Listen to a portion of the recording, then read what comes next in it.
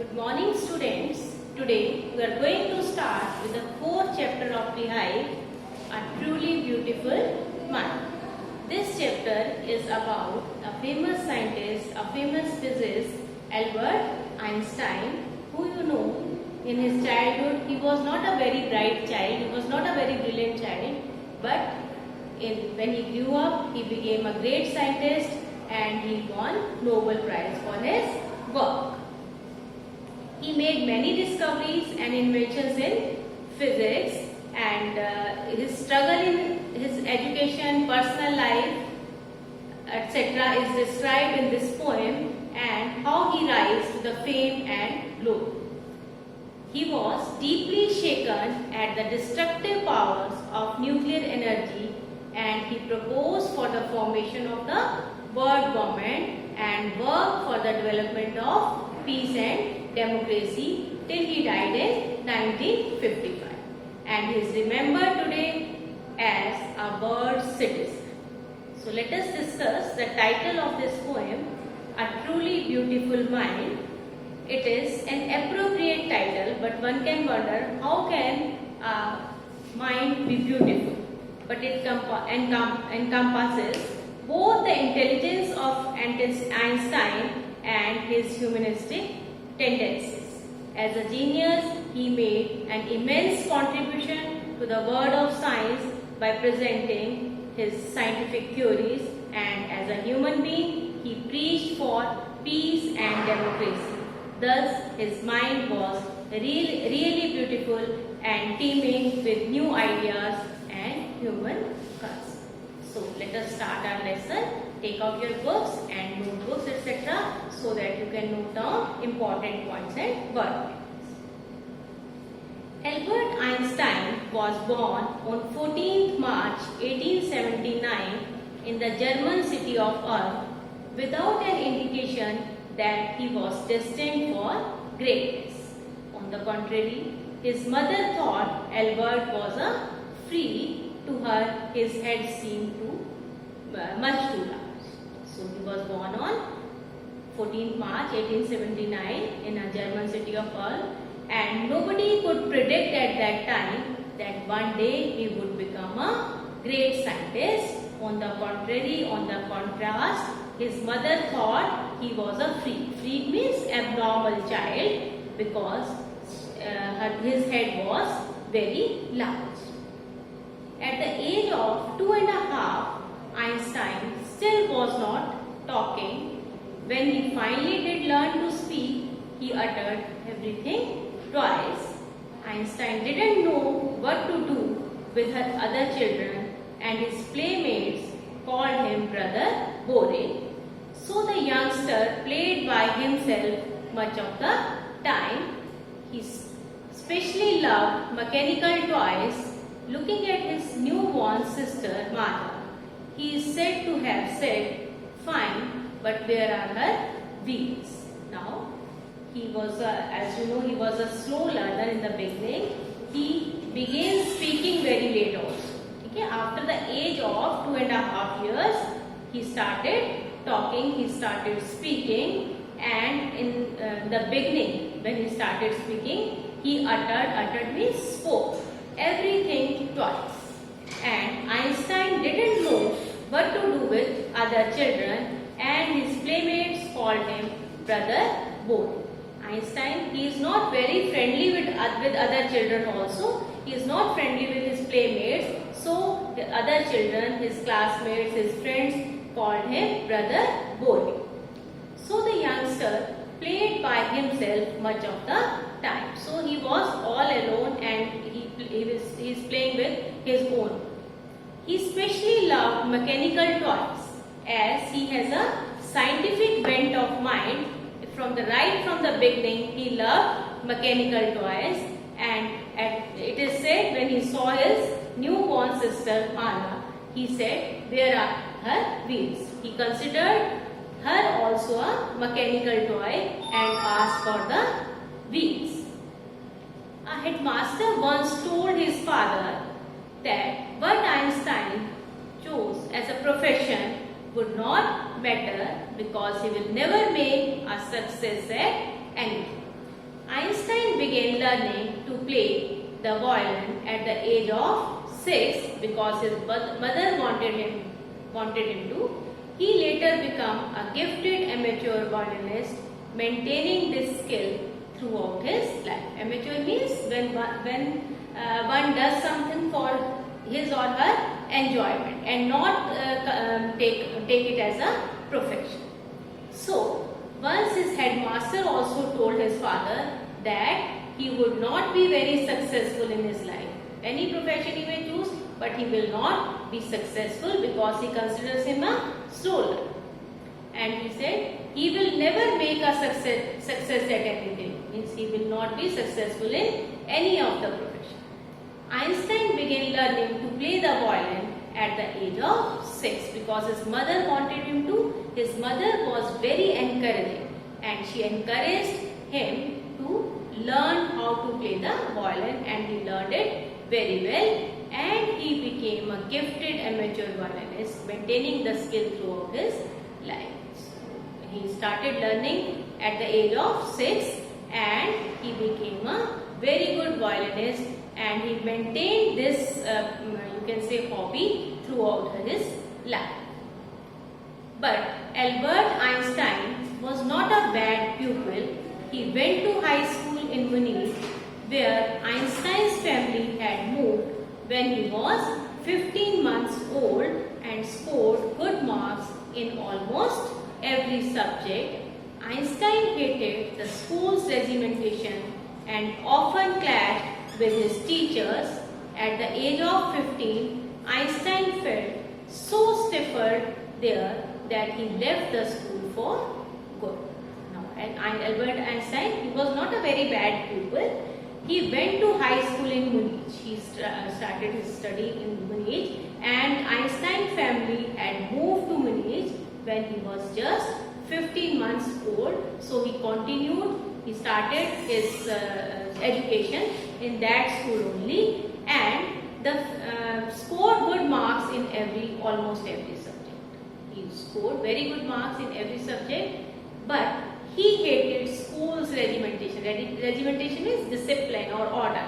He didn't like that regimentation, he didn't like that order of the school, so he felt very suffocated there, and he often had heated arguments with his teachers also about the discipline, about the order of the school. So at the age of 15, he felt so suffocated there that he left the school for good. For good means forever. He left the school forever. The previous year, Albert's parents had moved to Milan and left their son with relatives. After prolonged discussion, Einstein got his wish to continue his education in German-speaking Switzerland, in a city which was more liberal than Munich. Means before he left, 1 year before he left his school, his parents have moved to another city, to Milan, and they left their son with their relatives. After prolonged means a very long discussion, he got his wish to continue his education in German-speaking Switzerland, in a city which was more liberal than Munich. In the earlier classes we have studied that he didn't like the regimentation, he didn't like the discipline, he didn't like the order of the school, so he shifted to a German-speaking Switzerland, a city which was more liberal, more lenient, means who understand the feelings, who understand and respects the feelings of others, so he shifted to that city. Einstein was highly gifted in mathematics and interested in physics, and after finishing school, he decided to study at a university in Zurich. But science was not the only thing that appealed to the dashing young man with walrus mustaches. Now, Einstein, he was highly gifted in mathematics and interested in physics also. Means he was very intelligent in mathematics as well as in physics. And after finishing his school study, he decided to study at a university in Zurich. But the science was not the only thing that appealed to the dashing young man with walrus mustaches. Walrus is the shape of the mustaches. That he was very good in science, he was very good in mathematics, but that was not the only thing that appealed to the Dashing. Dashing means handsome young man. He has got other interests also. Earlier we have seen that he is a very good violinist. He also felt a special interest in a fellow student, Minerva Merrick, whom he found to be a clever creature. This young Sir had come to Switzerland because the university in Zurich was one of the few in Europe where women could get degrees. Einstein saw in her an ally against the Philistines, those people in his family and the university whom he constantly at odds. The couple fell in love. Letters survived in which they put their affection into words, mixing science with tenderness. Wrote Einstein, "How happy and proud I shall be when we both have brought our work on relativity to a victorious conclusion." Now, he also felt a special interest in a fellow student whose name was Minerva Merrick, and whom he found to be a clever creature. He found him a very clever creature, very active creature, and he was very much interested in her. This young Serb means she belongs to Serbia, so she is called young Serb, had come to Switzerland because University in Zurich, which was one of the few in Europe where women could get degrees. At that time also there was a discrimination between male and female, and all the university, they don't offer you can say education to girls, to females. So she had come to Switzerland because the University of Zurich in Europe offer degree to the women also. Einstein saw in her elements companion, friend, against the Philistine. Philistine means it is a word used disapproving to talk about people who don't like art, literature or music. You can say who have a very dry people. That is this word is used. Those people in his family and at the university with whom he was constantly at odds. Constantly at odds means he was having differences with them. He was not agreeing with them all the time. So she found her a very good creature, very clever. The couple fell in love. The couple means Albert Einstein and Minerva Merrick. Letters survived in which they put their affection into words.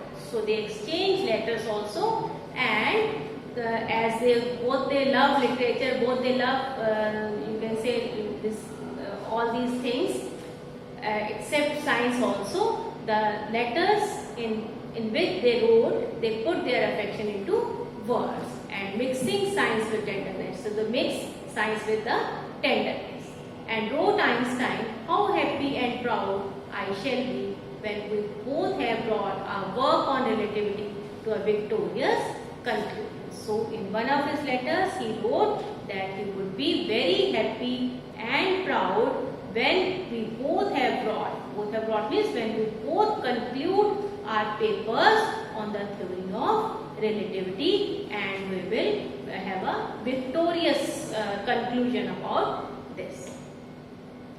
In 1900, at the age of 21, Albert Einstein was a university graduate and unemployed. He worked as a teaching assistant and gave private lessons, and finally secured a job in 1902 as a technical expert in the patent office of Bern.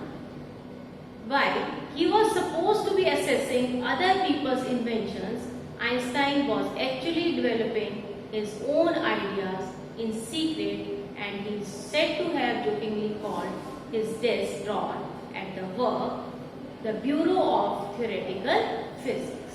So in 1900, when he was 21 years old, he was a university graduate, but he was unemployed. He was not having any job. So he worked as a teaching assistant, and gave private lessons, private tuitions to the students, and finally he got a job in 1902 as a technical expert in the patent office in Bern. While he was supposed to be assessing other people's inventions, Einstein was actually developing his own ideas in secret. Means there he was, you can say he was appointed as a supervisor who was assessing other people's inventions, but he was actually developing his own skills. He was actually developing his own ideas, and he is said to have jokingly called the desk drawer at the work the Bureau of Theoretical Physics. So he called his desk where he worked, he called his desk the Bureau of Theoretical Physics because he started his inventions there. So rest of the chapter we will do in our next class.